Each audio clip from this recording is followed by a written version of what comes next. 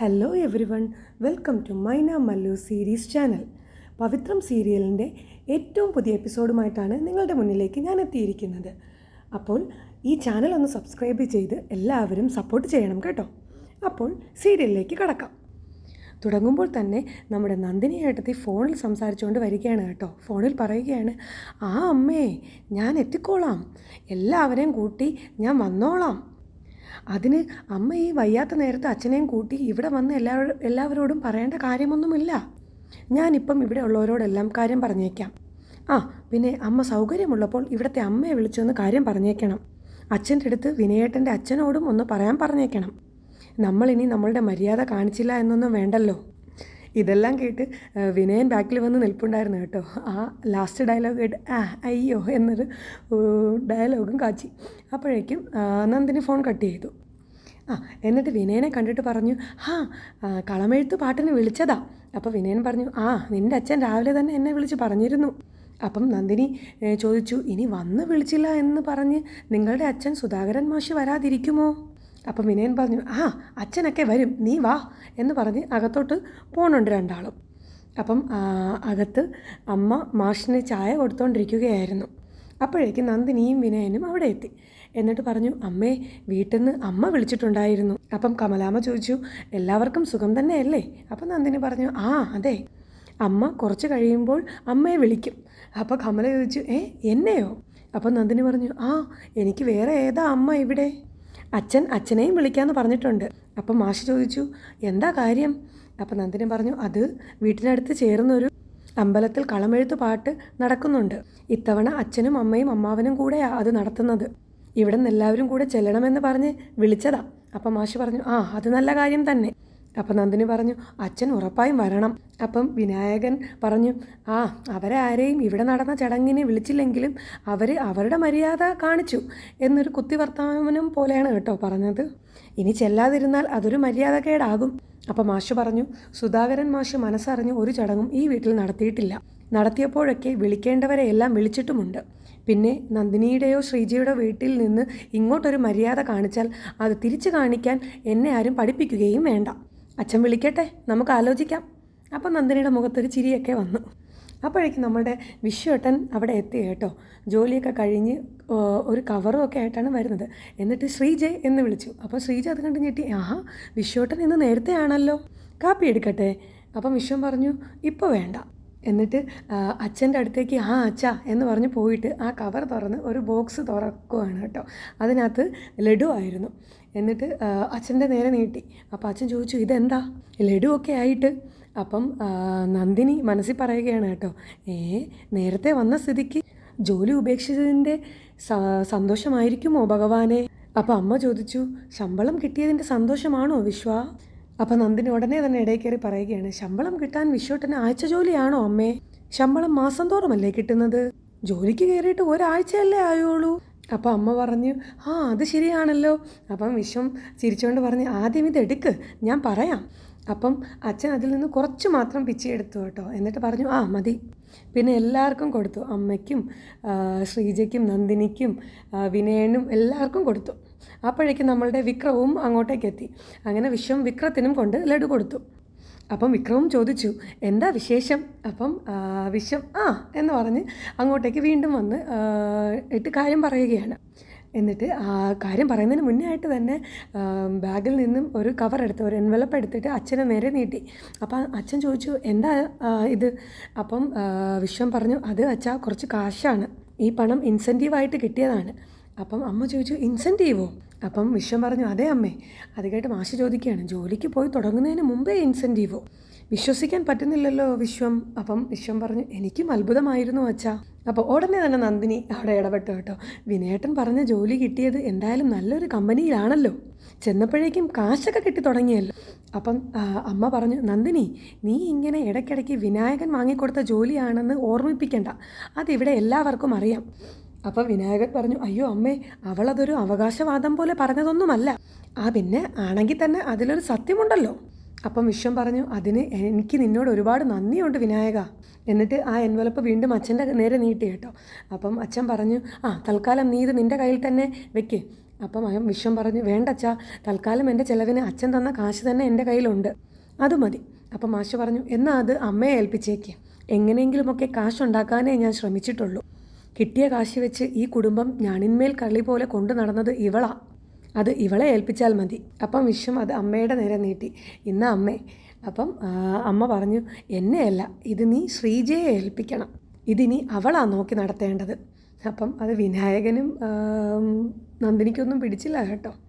അപ്പം നന്ദിനി പറഞ്ഞു, വിശ്വേട്ടൻ കൊടുത്തോ, വിനയേട്ടൻ എന്നെ കാശിപ്പിക്കുമ്പോഴേ അമ്മയ്ക്ക് പ്രശ്നമുള്ളൂ. അത് ആർക്കും ഇഷ്ടപ്പെട്ടില്ല കേട്ടോ. അച്ഛൻ ഇങ്ങനെ നന്ദിനിയെ ഒന്ന് നോക്കി.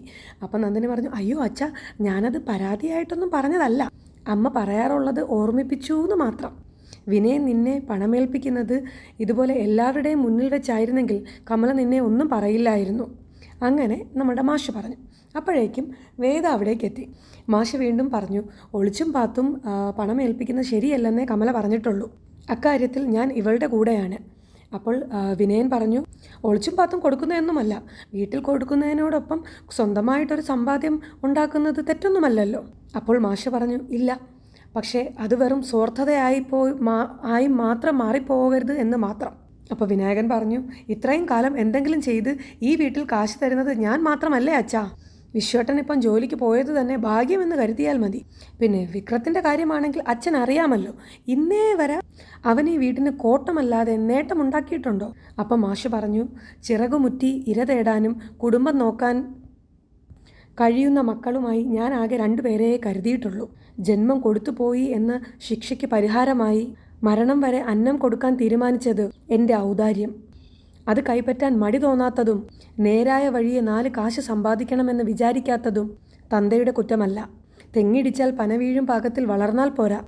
ആത്മാഭിമാനം ചന്തയിൽ നിന്ന് വാങ്ങിച്ച് തലയിൽ ചൂടാനാകില്ല എന്ന് തിരിച്ചറിവുണ്ടാകണം. ഇതും പറഞ്ഞ് മാഷ് എണീറ്റ് പോയി കേട്ടോ. അവിടെ നിന്ന് എല്ലാവർക്കും സങ്കടമായി, നന്ദിനിക്കും വിനായകനും ഒഴിച്ച്. എന്നിട്ട് വിക്രത്തിൻ്റെ റൂമിലോട്ട് പോയി കേട്ടോ. പിറകെ നമ്മുടെ വേദയും പോയി. എന്നിട്ട് റൂമിൽ പോയി നിന്ന് വിക്രം മാഷ് പറഞ്ഞ വാക്കുകളെല്ലാം ആലോചിച്ച് സങ്കടപ്പെട്ട് നിൽക്കെ വേദയും എത്തി. വേദയെ കണ്ടതും വിക്രം ഒന്ന് നോക്കി. അപ്പം വേദ പറഞ്ഞു, നോക്കണ്ട, ഞാൻ ശവത്തിൽ കുത്താൻ വന്നതൊന്നുമല്ല. എന്നിട്ട് വേദ പറഞ്ഞു, അയ്യോ, ഞാൻ അങ്ങനെയല്ല ഉദ്ദേശിച്ചത്. പറഞ്ഞത് മാറിപ്പോയി, ആ പറഞ്ഞതിൽ തെറ്റായിപ്പോയെന്നൊരു തോന്നലായി കേട്ടോ വേദയ്ക്ക്. അപ്പം വിക്രം പറഞ്ഞു, മാറിയിട്ടൊന്നുമില്ല, ഇവിടെ ജീവിക്കുന്നത് ഇപ്പോൾ ശവമായിട്ട് തന്നെയാണ്. അപ്പം വേദ പറഞ്ഞു, അത് അങ്ങനെ തന്നെ തുടരണമെന്ന് സ്വയം തീരുമാനിച്ചത് കൊണ്ടല്ലേ? നിങ്ങൾ ഇത്രയും കാലം അച്ഛനോടും വീട്ടുകാരോടും എല്ലാം കലഹിച്ച് സ്വന്തം വഴിയിലൂടെ ഒരു രാഷ്ട്രീയ ഗുണ്ടയായി ജീവിച്ചു. അവസാനം എന്ത് നേടി? അച്ഛന് നിങ്ങളോടുള്ള സമീപനം കണ്ടില്ലേ? അപ്പം വിക്രം പറഞ്ഞു, അതെൻ്റെ മരണം വരെ മാറാനും പോകുന്നില്ല. അത് കേട്ട് വേദ പറഞ്ഞു, തെറ്റ്, അത് നിങ്ങൾ മാറ്റാനും പോകുന്നില്ല എന്ന് പറയൂ. അപ്പോൾ വേദ പറഞ്ഞു, ശരി, നിങ്ങൾ നിങ്ങളുടെ ഇഷ്ടമുള്ളതുപോലെ ജീവിച്ചോ, പക്ഷേ എന്തെങ്കിലുമൊക്കെ സ്ഥിര വരുമാനമുള്ള ഒരു ജോലി ഒപ്പിക്കുന്നതിൽ എന്തെങ്കിലും ബുദ്ധിമുട്ടുണ്ടോ? ഞാനെന്തായാലും അധികം വൈകാതെ ഏതെങ്കിലും വക്കീലിൻ്റെ ജൂനിയറായിട്ട് എത്രയും പെട്ടെന്ന് പ്രാക്ടീസ് തുടങ്ങും. അതിനുള്ള നീക്കങ്ങൾ ഞാൻ നടത്തി തുടങ്ങി. അപ്പോൾ വിക്രം ഞെട്ടിയിട്ട് ചോദിക്കുകയാണ്, ശരിക്കും? അപ്പം വേദ പറഞ്ഞു, അല്ലാതെ പിന്നെ, താലി കെട്ടിയവനോ കൂലിയും വേലയും ഒന്നുമില്ല, പോകാനുള്ള താല്പര്യവും ഇല്ല. അപ്പം പിന്നെ ഞാൻ ജോലി കണ്ടുപിടിച്ചല്ലേ പറ്റൂ. ഇനി നിങ്ങൾ ജോലിക്ക് പോയാലും ഞാൻ എൻ്റെ ആവശ്യത്തിനുള്ള വഴി കണ്ടെത്തുക തന്നെ ചെയ്യും. വീട്ടിൽ ശ്രീജേച്ചി വരെ എന്തെങ്കിലും ഒരു ജോലിക്ക് പോകണം എന്ന തീരുമാനത്തിലെത്തി നിൽക്കുകയാണ്.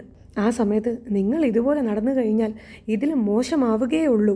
അച്ഛൻ്റെ വാക്കുകൾ പറയാനേ എനിക്ക് പറ്റൂ. ഉപദേശിച്ച് നേരെയാക്കാനുള്ള പ്രായമൊക്കെ നിങ്ങൾക്ക് കഴിഞ്ഞുപോയി. എന്നിട്ട് വേദ അങ്ങ് പോയി കേട്ടോ. വിക്രമാണെങ്കിൽ കുറച്ച് നേരം ഇങ്ങനെ ആലോചിച്ചൊക്കെ നിന്നു. പിന്നെ കാണിക്കുക നമ്മളുടെ ശ്രീജേട്ടത്തെയാണ് കേട്ടോ. ശ്രീജ റൂമിൽ വന്ന് വെള്ളമൊക്കെ വെച്ച് തിരിഞ്ഞ് നോക്കുമ്പോഴുണ്ട് നമ്മുടെ വിശ്വം മുല്ലപ്പൂവുമൊക്കെ ആയിട്ട് നിൽക്കുന്നു. അത് കണ്ട് ശ്രീജ ഞെട്ടി കേട്ടോ. അപ്പം വിശ്വം പറഞ്ഞു, സീറ്റ്സ് മേടിക്കാൻ കയറിയപ്പോൾ തൊട്ടപ്പുറത്തൊരു പൂക്കാരനെ കണ്ടു. 2 മുഴം മാല നിനക്ക് വേണ്ടി വാങ്ങണമെന്ന് തോന്നി. അപ്പോൾ ശ്രീജ പറഞ്ഞു, ഇലയിൽ പൊതിഞ്ഞ് ഫ്രിഡ്ജിൽ വെച്ചിരുന്നെങ്കിൽ നാളെ അമ്പലത്തിൽ പോകുമ്പോൾ ചൂടാമായിരുന്നു. അപ്പം വിശ്വം പറഞ്ഞു, ഇത് ഇന്ന് ചൂടാൻ വേണ്ടി വാങ്ങിച്ചതാണ്, നാളത്തേക്കല്ല. അപ്പം ശ്രീജ പറഞ്ഞു, എന്നാൽ വിശ്വട്ടൻ തന്നെ ചൂടിത്താ. ഭയങ്കര സന്തോഷത്തോടെയാണ് കേട്ടോ രണ്ടാളും ഉള്ളത്. അങ്ങനെ വിശ്വം ശ്രീജയുടെ തലയിൽ പൂവ് ചൂടി കൊടുക്കുകയാണ്. ശ്രീജയ്ക്കാണെങ്കിൽ സന്തോഷം കൊണ്ട് കണ്ണ് നിറഞ്ഞൊഴുകുകയാണ് കേട്ടോ. എന്നിട്ട് വിശ്വം പറഞ്ഞു, ഇപ്പം നിന്നെ കാണാൻ സുന്ദരിയായിട്ടുണ്ട്. അപ്പോൾ കരഞ്ഞുകൊണ്ട് ശ്രീജ പറയുകയാണ്, അങ്ങനെ കാണാൻ അധ്വാനിച്ച കാശ് കൊണ്ട് ഭാര്യയ്ക്ക് 2 മുഴം പൂ വാങ്ങേണ്ടി വന്നു അല്ലേ വിശ്വേട്ടാ? എന്നിട്ട് വിശ്വത്തിനെ കെട്ടിപ്പിടിച്ച് കരയുകയാണ് കേട്ടോ. അപ്പം വിശ്വം ശ്രീജെ എന്ന് പറഞ്ഞ് ശ്രീജയെ സമാധാനിപ്പിക്കുന്നുണ്ട്. എന്നിട്ട് വിശ്വം ശ്രീജയുടെ കണ്ണീര് തുടച്ചു കൊടുത്തു. എന്നിട്ട് പറഞ്ഞു, ഇന്ന് സന്തോഷിക്കുകയല്ലേ വേണ്ടത്? അപ്പോൾ കരഞ്ഞുകൊണ്ട് തന്നെ ശ്രീജ പറയുന്നുണ്ട്, സന്തോഷം കൊണ്ട് തന്നെയാണ് വിശ്വേട്ടാ ഈ വീട്ടിൽ വന്നിട്ട് ആദ്യമായി എനിക്ക് എന്നെക്കുറിച്ച് ഓർത്ത് അഭിമാനം തോന്നിയ ദിവസമാണ്. അതോർത്തിട്ട് തേങ്ങിപ്പോയതാ. എന്നിട്ട് വീണ്ടും വിശ്വത്തെ കെട്ടിപ്പിടിച്ച് കുറേ നേരം കരയുന്നുണ്ട് കേട്ടോ. പിന്നെ കാണിക്കുന്നത് നമ്മളുടെ ശങ്കരേട്ടനെയും പത്മത്തിനെയുമാണ്. പത്മം ശങ്കരന് വെള്ളം കൊണ്ട് കൊടുത്തു. എന്നിട്ട് പത്മം പറഞ്ഞു, ഞാൻ പറയുമ്പോൾ ദേഷ്യം തോന്നരുത്. ഒരു കേസിൽ വിധി പറയുന്നതിന് മുന്നേ പ്രതി പറയുന്നത് കേൾക്കാനും കോടതി തയ്യാറാവുന്നതല്ലേ. നമ്മുടെ മോളുടെ കാര്യത്തിൽ മാത്രം ആ ആനുകൂല്യം ഇല്ലാത്തതെന്താ? അവൾ ആശുപത്രിയിൽ വന്ന് പെരുമാറിയതിന് മാപ്പ് പറയാൻ വന്നതല്ലേ ഇവിടെ. അതിനുള്ള ഒരു അവസരം അവൾക്ക് കൊടുത്തുകൂടായിരുന്നു. എന്താ ഒന്നും മിണ്ടാതെ നിൽക്കുന്നത്? അപ്പോൾ ശങ്കരൻ പറഞ്ഞു, ഒന്നും പറയാനില്ലാത്തതുകൊണ്ട് തന്നെ. ഈ വീട്ടിൽ ഞാൻ അറിയാതെ ചില കാര്യങ്ങളൊക്കെ നടക്കുന്നുണ്ട് പത്മം. ഒരു പക്ഷേ ഞാൻ അറിഞ്ഞാൽ സമ്മതിക്കില്ല എന്ന ഉറപ്പുള്ളതുകൊണ്ട് ഞാൻ അറിയാതെ നടക്കുന്ന ചില കാര്യങ്ങൾ. അത് മറനീക്കി പുറത്തു കൊണ്ടുവരാൻ തൽക്കാലം എനിക്കിങ്ങനെ ഒരു സ്റ്റാൻഡ് എടുത്തേ മതിയാകൂ. തൽക്കാലം അതിൽ കൂടുതലൊന്നും നീ അറിയണ്ട. അപ്പോഴേക്കും നമ്മളുടെ ശ്രീകാന്തും വർഷയുടെ അച്ഛനും കൂടെ മുകളിലേക്ക് വരെയാണ് കേട്ടോ ശങ്കരനോട് സംസാരിക്കാനായിട്ട്. അപ്പോൾ വർഷയുടെ അച്ഛൻ ശങ്കരനെ കണ്ടിട്ട്, ആൾ ഉഷാറായല്ലോ. ഞാനും ഗായത്രിയും കൂടെ ആശുപത്രിയിലേക്ക് ഇറങ്ങാനിരിക്കുകയായിരുന്നു. ഡിസ്ചാർജ് ആയെന്നും പറഞ്ഞ് വർഷ വിളിച്ചത്. ഇപ്പം എങ്ങനെയുണ്ട്? അപ്പോൾ ശങ്കരൻ പറഞ്ഞു, കുഴപ്പമില്ല. അപ്പം വർഷയുടെ അച്ഛൻ ചോദിച്ചു, വേദ കാണാൻ ആശുപത്രിയിൽ വന്നിരുന്നു അല്ലേ? ഞാനും ഗായത്രിയും അത് തന്നെ പറഞ്ഞുകൊണ്ടിരിക്കുകയായിരുന്നു. എന്ത് ധൈര്യത്തിലാണ് അവൾ അവിടെ വന്ന് അങ്ങനെയൊക്കെ സംസാരിച്ചത്? അസുഖമായി കിടക്കുന്ന ഒരാളോട് എങ്ങനെയൊക്കെ പെരുമാറണം എന്നും അവൾ മറന്നുപോയോ? അപ്പം ശങ്കരൻ പറഞ്ഞു, വേണ്ട ചന്ദ്രശേഖര, എനിക്കിപ്പം അതിനെപ്പറ്റി സംസാരിക്കാൻ താല്പര്യമില്ല. അപ്പോൾ ചന്ദ്രശേഖരൻ പറഞ്ഞു, ശരിയാ, ഒന്ന് നോക്കിയാൽ മനസ്സിന് വിഷമമുണ്ടാകുന്നതിനെക്കുറിച്ചൊന്നും ഓർക്കാതിരിക്കുന്നതാണ് നല്ലത്. അപ്പം ശങ്കരൻ പറഞ്ഞു, ഞാനൊന്ന് കിടക്കട്ടെ എന്ന് പറഞ്ഞ് പോവുകയാണ്. അപ്പോൾ പത്മൻ ചോദിച്ചു, ചന്ദ്രേട്ടൻ കഴിക്കുന്നുണ്ടോ? അപ്പം ഇല്ല എന്ന് പറഞ്ഞു. ഞാനിപ്പോൾ പോകും. എന്താ പത്മം നീ വല്ലാതിരിക്കുന്നത്? അപ്പം പത്മം പറഞ്ഞു, അല്ലെങ്കിലും ഈ വീട്ടിലെ സന്തോഷമൊക്കെ അവസാനിച്ചില്ലേ ചന്ദ്രേട്ടാ? അപ്പം ചന്ദ്രശേഖരൻ പറഞ്ഞു, അങ്ങനെയൊന്നും പറയല്ലേ പത്മം, നമ്മളൊക്കെ കൂടെ ഇല്ലേ, എല്ലാം നേരെയാകും. അപ്പം പത്മ പറഞ്ഞു, എല്ലാം നേരെ ആകണം ശ്രീകാന്തേ, നീ തന്നെ മുന്നിൽ നിന്ന് അച്ഛനും വേദയുമായിട്ടുള്ള പ്രശ്നങ്ങളെല്ലാം തീർക്കണം. കണ്ടല്ലോ, അച്ഛൻ മാനസികമായിട്ട് ആകെ തളർന്നിരിക്കുകയാണ്, അതോർത്തോണം. അപ്പം ശ്രീകാന്ത് തലമൂളി സമ്മതിച്ചു കേട്ടോ. അങ്ങനെ പത്മവും അകത്തേക്ക് പോയി. അപ്പം ചന്ദ്രൻ ശ്രീകാന്തിനെ വിളിച്ചിട്ട് പറഞ്ഞു, ശ്രീകാന്തേ വാ, എന്താ അച്ഛനൊരു വല്ലായ്മ പോലെ? അപ്പം ശ്രീകാന്ത് പറഞ്ഞു, അത് വേദ ഇവിടേക്ക് വന്നിരുന്നു. അപ്പം ചന്ദ്രൻ ഞെട്ടിക്കൊണ്ട് ചോദിച്ചു, ഇവിടേക്കോ? അപ്പം ശ്രീകാന്ത് പറഞ്ഞു, അതെ, അച്ഛനോട് പെരുമാറിയതിൽ മാപ്പ് ചോദിക്കാനാണ് വന്നത്. അപ്പോൾ വർഷ പറഞ്ഞു, വന്നതൊന്നുമല്ല, ഇവരുടെ മുത്തശ്ശി വിളിച്ചു വരുത്തിയതാ. അപ്പം ശ്രീകാന്ത് പറഞ്ഞു, എങ്ങനെയെങ്കിലും ആകട്ടെ, വന്നു. അപ്പം ചന്ദ്രൻ ചോദിച്ചു, എന്നിട്ട്? അപ്പം ശ്രീകാന്ത് പറഞ്ഞു, അച്ഛൻ എന്തായാലും ഇങ്ങോട്ട് കയറ്റിയില്ല, മാത്രമല്ല അവളുടെ പഴയ ഫോട്ടോകൾ ഇവിടെ ഇരിക്കുന്നതെല്ലാം മുറ്റത്തേക്ക് വലിച്ചെറിയുകയും ചെയ്തു. അപ്പം ചന്ദ്രൻ ഇങ്ങനെ എന്ന് പറഞ്ഞ് എന്തോ ആലോചിക്കുന്നുണ്ടായിരുന്നു. അപ്പം വർഷ ചോദിച്ചു, അച്ഛൻ എന്താ ഈ ആലോചിക്കുന്നത്? അപ്പം ഒന്നുമില്ല എന്ന് പറഞ്ഞിട്ട്, ശ്രീകാന്തേ നാളെ നീ എൻ്റെ ഓഫീസ് വരെ ഒന്ന് വരണം, കുറച്ച് കാര്യങ്ങൾ സംസാരിക്കാനുണ്ട്, വാ എന്ന് പറഞ്ഞ് അവർ 3 പേരും തിരിച്ച് നടന്നു പോയി. പിന്നെ കാണിക്കുന്നത് നമ്മളുടെ മാഷിനെയാണ് കേട്ടോ. മാഷിന് വെള്ളവുമായിട്ട് കമലാമ്മയും റൂമിലേക്ക് എത്തി. ഗുളിക കഴിച്ചില്ലല്ലോ എന്ന് പറഞ്ഞ് ഗുളികയും എടുത്ത് കൊടുത്തു. അപ്പം മാഷ് ചോദിച്ചു, വിഷും കൊണ്ടുവന്ന സ്വീറ്റ്സ് എവിടെ? അപ്പം കമലാമ്മ, സ്വീറ്റ്സോ? എന്താ ഇപ്പം പതിവില്ലാത്ത സ്വീറ്റ്സ്? അപ്പം മാഷ് പറഞ്ഞു, എനിക്കതിൽ നിന്ന് ഒരെണ്ണം കഴിക്കണമെന്ന് തോന്നി. അപ്പം കമല ചോദിച്ചു, ഷുഗർ എത്രയാണെന്ന് വല്ല നിശ്ചയവും ഉണ്ടോ? അപ്പം മാഷ് പറഞ്ഞു, ഇന്ന് അവൻ കൊണ്ടുവന്ന മധുരം കഴിച്ചു എന്ന് പറഞ്ഞ് അസുഖം കൂടില്ല കമല. അത് കഴിക്കുന്നത് ശരീരമല്ല, മനസ്സാണ്. എത്രയോ നാളായി മനസ്സിൽ നിന്ന് ഒരു കനം പോയി കിട്ടിയതുപോലെ തോന്നുന്നു. ശ്രീജയുടെ മുഖം കാണുമ്പോഴെല്ലാം അത്രയും നല്ലൊരു കുട്ടിയെ അവന് വിവാഹം ചെയ്തു കൊടുത്ത് അവളുടെ ജീവിതം കൂടി ഞാൻ നശിപ്പിച്ചല്ലോ എന്നൊരു ചിന്ത ആയിരുന്നു എനിക്ക്. അവളുടെ അച്ഛനമ്മമാരുടെ മുഖത്തേക്ക് നോക്കാൻ ഇത്രയും കാലം നാണക്കേടായിരുന്നു എനിക്ക്.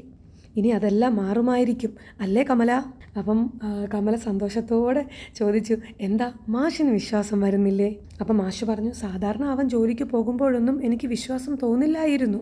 1-2 ദിവസത്തിനുള്ളിൽ അതെല്ലാം ഇട്ടെറിഞ്ഞ് അവൻ പോരുമെന്നും എനിക്ക് ഉറപ്പുണ്ടായിരുന്നു. അതുപോലെ തന്നെ സംഭവിച്ചിട്ടുമുണ്ട്. പക്ഷേ ഇന്ന് അങ്ങനെ ഒരു തോന്നലില്ല. അവസാനം അവനൊരു സ്ഥലത്ത് ഉറച്ചു എന്ന് തോന്നുന്നു, അല്ലേ കമല? അപ്പം കമല സന്തോഷത്തോടെ പറഞ്ഞു, അവൻ ആ ജോലി കളയില്ല മാഷേ, എനിക്കത് ഉറപ്പുണ്ട്. അവൻ വിനായകനെ പോലെ സ്വാർത്ഥനല്ല മാഷേ. ഇൻസെൻറ്റീവ് കിട്ടിയ പാടെ തന്നെ അത് മാഷിൻ്റെ കയ്യിൽ കൊണ്ട് തരാനല്ലേ അവൻ നോക്കിയത്. അപ്പം മാഷ് പറഞ്ഞു, അവൻ അധ്വാനിച്ച പണം എന്നെ ഏൽപ്പിക്കണമെന്ന് ഞാൻ ഒരിക്കലും പറയില്ല കമലം. അതിൻ്റെ ആവശ്യവുമില്ല. അല്ലെങ്കിൽ തന്നെ നമുക്കെന്തിനാ പണം? അത്യാവശ്യം ജീവിച്ചു പോകാൻ നമുക്ക് കഴിയുന്നുണ്ട്. എൻ്റെ ആദി ഇപ്പോഴും അവൻ്റെ കുടുംബത്തിൻ്റെ ഭാവിയെ പറ്റിയാണ്. വളർന്നു വരുന്ന അപ്പുമോളെക്കുറിച്ച്. ഇനിയും കുറേ കാലം അച്ഛനും അമ്മയും ഇല്ലാതെ വളർന്നു കഴിഞ്ഞാൽ അവളുടെ മനസ്സിൽ അച്ഛനോടുള്ള സമീപനം മാറും. തൻ്റെ വളർച്ചയുടെ ഓരോ ഘട്ടത്തിലും അച്ഛൻ കൂടെ ഇല്ലാത്തത് അവനോട് ഒരിക്കലും അവൾക്ക് മതിപ്പുണ്ടാവുകയില്ല. ഭാവിയിൽ അത് വിശ്വനും ശ്രീജയ്ക്കും ഒരു വേദനയായി മാറും. അതൊക്കെയായിരുന്നു കമല എൻ്റെ മനസ്സിലെന്നും. അപ്പം കമല പറഞ്ഞു, ആ ഒരൊറ്റ കാരണം കൊണ്ട് തന്നെയാ വേദ ആ കുട്ടിയെ 2 വട്ടം ഇങ്ങോട്ട് കൂട്ടിക്കൊണ്ട് വന്നത്. ഇനി നോക്കിക്കോ, ഓരോ വെക്കേഷനും അപ്പുമോൾ ഇവിടെ വരും. അടുത്ത കൊല്ലം അവളെ നമ്മൾ ഇവിടെ അടുത്തുള്ള സ്കൂളിൽ ചേർത്ത് പഠിപ്പിക്കുകയും ചെയ്യും. നമ്മുടെ വീടിന് മാറ്റം വരും മാഷേ, ഉറപ്പാ. അത് കേട്ട് മാഷ് ചിരിക്കുന്നുണ്ട് കേട്ടോ. ഇന്ന് ആ കാശ് കൊണ്ടുവന്ന് മാഷിൻ്റെ കയ്യിൽ തരുമ്പോൾ അവൻ്റെ കണ്ണുകളിൽ ഒരു തിളക്കമുണ്ടായിരുന്നു. മാഷത് ശ്രദ്ധിച്ചോ? അപ്പം മാഷ് പറഞ്ഞു, അതെ, ആത്മാഭിമാനം ചന്തയിൽ നിന്ന് വാങ്ങാൻ കിട്ടില്ലെന്ന് ഞാൻ വിക്രത്തോട് പറഞ്ഞത് അത് കണ്ട് അവൻ പഠിക്കാൻ വേണ്ടിയിട്ട് കൂടിയാണ്. പക്ഷേ അതൊന്നും അവൻ്റെ തലയിൽ കയറുമെന്ന് എനിക്ക് തോന്നുന്നില്ല. അപ്പം കമല പറഞ്ഞു, ഉവ്വു മാഷേ, അതെല്ലാം ശരിയാകും. അവൻ്റെ ജീവിതത്തിലും മാറ്റം വരും. ആ കുട്ടി അത് വരുത്തും, എനിക്കത് ഉറപ്പാണ്. അത് കേട്ട് മാഷ് ഇങ്ങനെ എന്തോ ചിന്തിച്ചു വന്ന് കട്ടിലിരുന്നു കേട്ടോ. അപ്പോഴേക്കും ഇന്നത്തെ എപ്പിസോഡ് അവസാനിച്ചു. അപ്പം നിങ്ങളെല്ലാവരും ഈ ചാനൽ ഒന്ന് സബ്സ്ക്രൈബ് ചെയ്ത് എന്നെ സപ്പോർട്ട് ചെയ്യണം കേട്ടോ. അപ്പം അടുത്ത എപ്പിസോഡുമായിട്ട് ഞാൻ ഉടനെ വരുന്നതായിരിക്കും.